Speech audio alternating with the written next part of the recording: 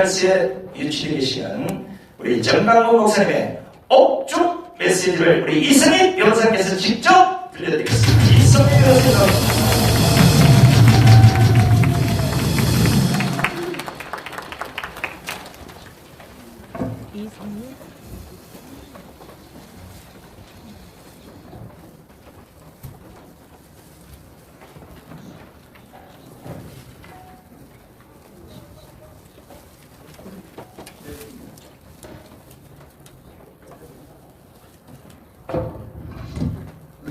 네, 이성희 변호사입니다. 정광훈 목사님의 변호인으로서 조금 2시간 전에 정광훈 목사님 접견 과정에서 오늘 대회를 위해서 낭독해 주신 말씀을 제가 적어서 대신 낭독하도록 하겠습니다.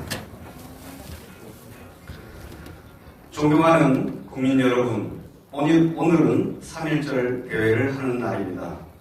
3.1절은 1904년 이승만 대통령이 미국에 가서 조지 워싱턴대, 하버드대, 프린스턴 대학에서 공부하는 중에 프린스턴 대학 총장인 우드로 윌슨을 만나서 일어나게 된 사건입니다.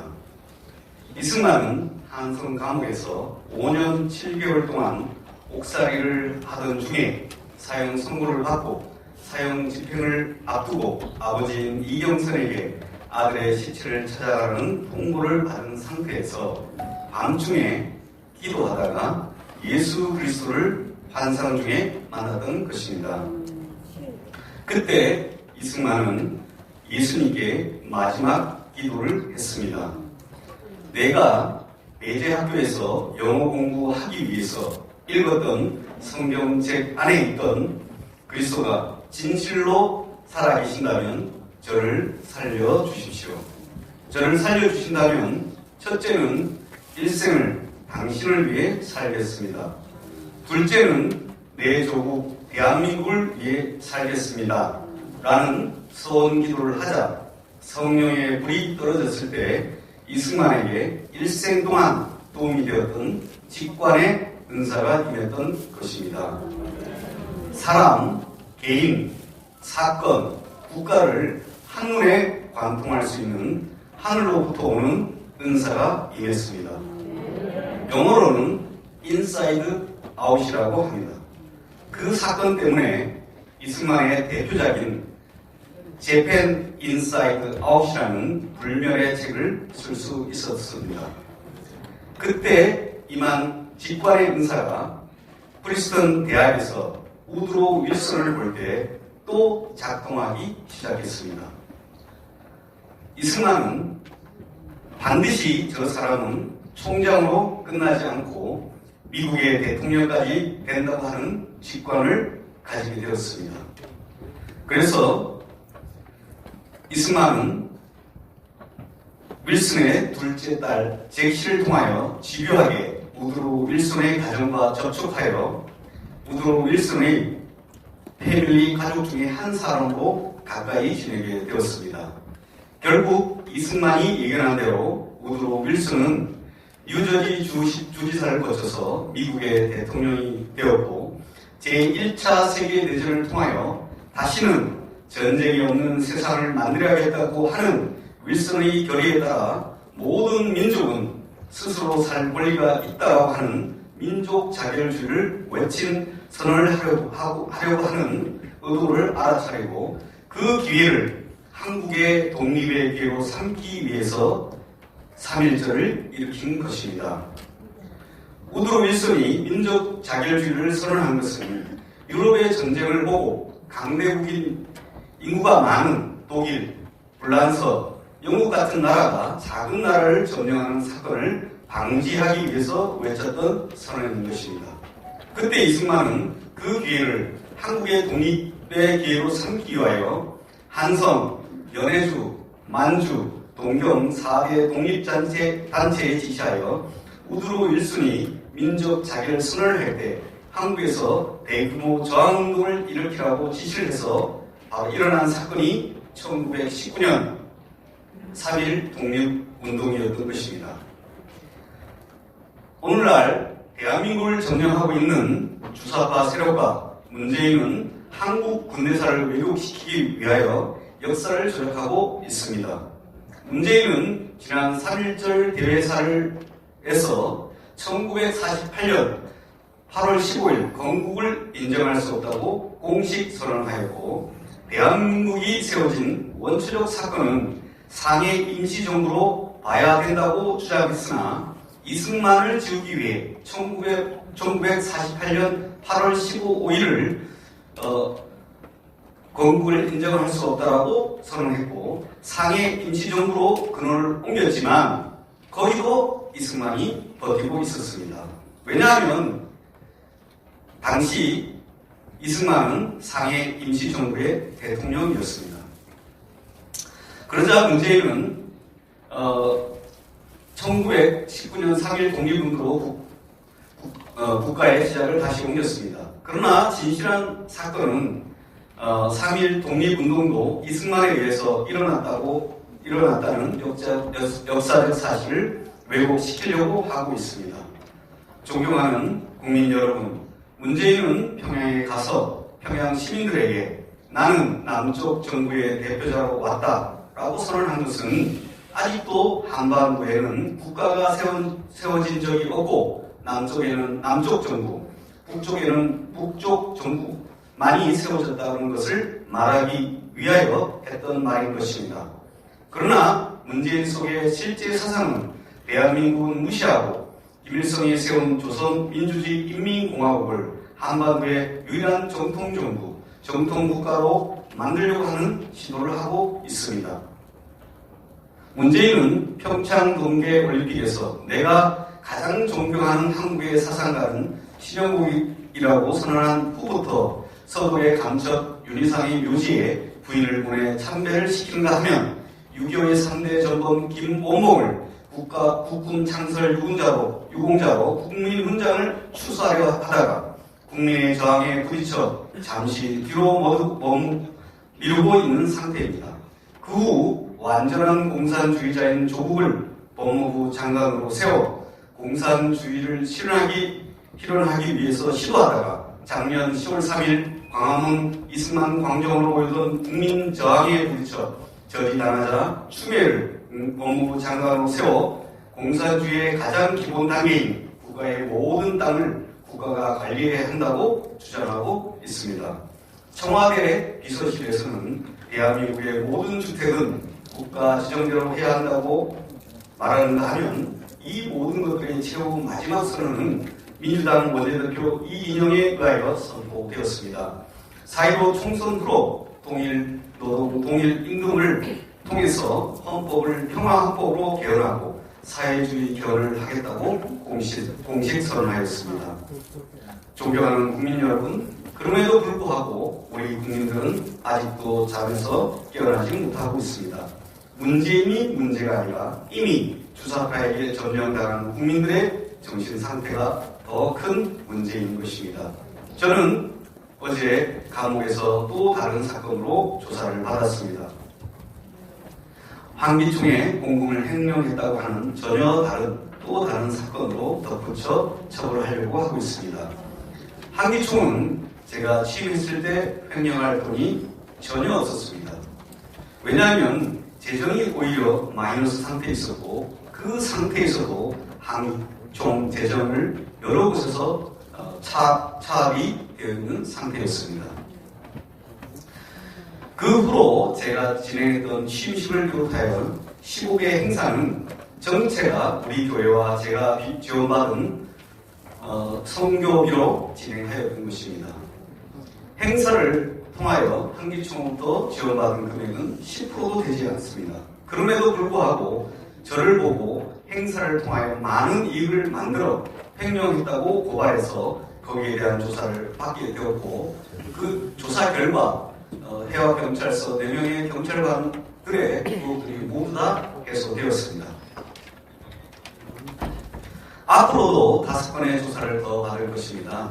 내일도 왜 자유일보를 찍었느냐는 것을 가지고 선거법 위반으로 또 조사를 받게 될 것입니다. 이와 같은 고소 고발은 수십 개, 수백 개로 계속 늘어날 수 있습니다.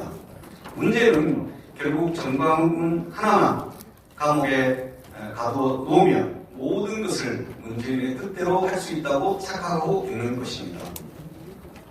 강화문 집회와 주일 집회, 청와대 광야교회까지 완전 폐기시켰습니다. 지금도 제가 애국운동을 다시는 하지 않겠다라고 불복을 하면 당장이라도 나갈 수 있겠지만 저는 결코 뒤로 물러서지 않겠습니다. 저는 감옥에서 이대로 죽을지라도 물러서지 않겠습니다. 어제도 아침 기도 중에 유관순이 사형당하기 직전에 마지막 진술한 것을 묵상했습니다. 조국을 위해 바칠 생명이 하나밖에 없는 것이 한이로다 라는 말씀을 묵상하면서 그 심정을 공유했습니다. 문재인이 착각하는 것은 저 하나를 제거한다고 대한민국의 공산주의를 실현할 수 있다고 생각하겠지만 이미 대한민국은 70년 동안 자유민주주의, 자유시장경제, 한미동맹, 기독교 입국론으로 살아왔고 이 건국 정신은 국민들의 피 속에, 뼈 속에 녹아있기 때문에 막상 문재인을 따르는 백개문이라도 할지라도 문재인의 마지막 단계인 국가를 해체하고 북한으로 편입하려고 할 때에는 그들까지도 강력한 저항으로 일어날 것입니다. 존경하는 국민 여러분, 그러나 그때 가서 저항을 하면 많은 희생과 피흘림이 일어날 것입니다. 특별히 자신을 좌파라고 생각하고 맹목적으로 문재인을 추종하는 백개문 세력일지라도 그때 가서 사실을 안다면 때가 이미 늦은 것입니다. 우리는 과거의 민족사에서 실수한 많은 실수를 가지고 있습니다. 우리나라는 이스라엘 민족과 더불어 세계에서 가장 뛰어난 민족이지만 한 가지 아쉬운 것은 나라가 망할 때까지 사실 파악을 하지 못하고 가만히 있다가 그 후에 희생을 치르고 저항한다는 사실입니다. 바로 임진왜란이 그랬고 병자호란이 그랬고 그 뒤에 일어난 유교가 그랬고 오늘날 문재인의 국가 해체 행위에 대해서도 국민들이 전혀 눈치를 채지 못하고 있습니다. 어제 저를 조사한 해와 경찰서 4명의 수사관들에게 조사가 끝난 후에 5분 동안 제가 질문을 했습니다. 민주당 원내대표인 이인영이 4.15 총선의 주제로 사회주의로 개헌하겠다고 선포한 사실을 아느냐고 물었더니 조사관 4명 모두 다 모른다고 했습니다. 다시 물었습니다. 박근영이 누구냐고 물었습니다. 단 한 명도 모른다고 했습니다. 세 번째 질문으로 조선일보를 보느냐고 물었습니다. 한 명도 보지 않는다고 했습니다. 다른 경찰관에게 물었습니다. 김일성이 좋으냐 이승만이 좋으냐고 물었습니다. 대답하기를 둘 다 싫다고 했습니다. 이것이 국민들의 정신 상태라면 저도 감옥에서 같이 있을 무슨 의미가 있겠습니까? 저도 저 개인을 생각한다면 저 자식을 데리고 미국에 가서 목회를 하다가 하늘나라로 가면 좋겠지만 국가를 김정은에게 넘겨주고 살 수 없기 때문에 저는 문재인과 투쟁하기 위하여 감옥에 와 있습니다. 존경하는 국민 여러분, 이번에 일어난 문재인 사태는 건국 후 70년 만에 일어난 가장 큰 국가 해체, 북한 편입, 중국, 러시아로 가려고 하는 사건입니다.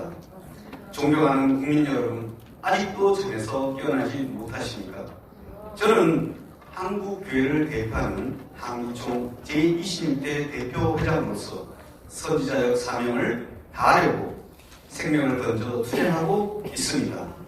선지자는 앞으로 되어질 일을 먼저 보는 분입니다. 본다는 것입니다. 두고 보십시오. 대한민국이 이대로 가면 반드시 망할 것입니다. 이제 여러분들은 문재인을 끌어내고 4.15 총선에서 대통령 선거와 총선을 함께하여 위대한 대한민국을 지켜내시든지 아니면 김정은 치하에 사시든지 두 가지 선택 중 하나를 선택해야 할 것입니다. 3.1절을 맞이한 위대한 대한국민 여러분, 이와 같이 거대한 일은 몇몇 사람이 한다고 해서 되어지는 것이 아닙니다. 전 국민이 동시에 일어나서 문재인을 끌어내야 할 것입니다.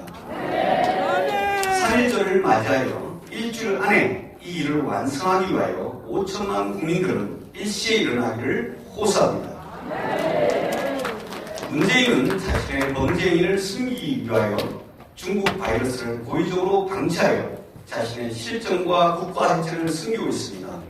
한국이 감염 환자가 중국을 출했음에도 불구하고 예방 마스크를 중국에 300만 장을 500만 달러를 지원하고 한국에는 마스크가 없어서 난리가 났습니다. 저 사람이 대한민국의 대통령인지 간섭인지 구분해내야 할 것입니다. 중국 바이러스보다 더 무서운 것은 문재인 주사파 바이러스인 것입니다. 이미 문재인의 주사파 바이러스에 감염되신 국민들은 자가 확진을 통해서 문재인 바이러스를 쳐내고 여러분의 정신건강을 지켜내주시기 바랍니다. 이제 시간이 없습니다. 결단해야 합니다. 이승만 대통령의 연설 마지막을 인용하겠습니다. 내가 여러분에게 전하는 소식은 생명의 소식이요 자유의 소식이니 2천만 동포들은 이 말을 전하시오. 모든 이로 하여금 이 사실을 알게 하시오. 분투하라, 싸워라, 이겨라. 존경하는 국민 여러분, 반드시 승리합니다. 국민혁명 의장 전광훈 드림.